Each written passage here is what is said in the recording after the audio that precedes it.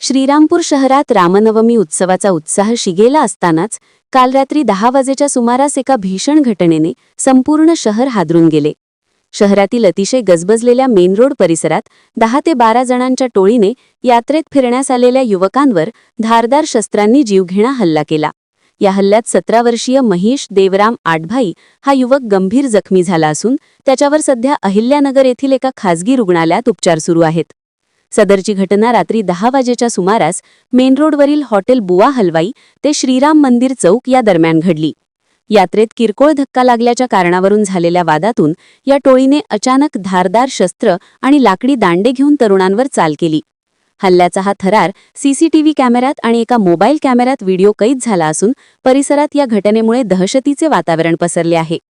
सदर घटनेची माहिती मिळताच श्रीरामपूर शहर पोलीस अधिकारी आणि फॉरेन्सिक टीमने तातडीने घटनास्थळी धाव घेत पंचनामा केला.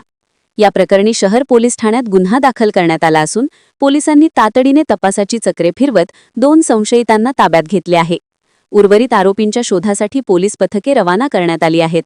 याविषयी स्वराज्य समाचार न्यूज 24 वाहिनीने घेतलेला स्पेशल रिपोर्ट.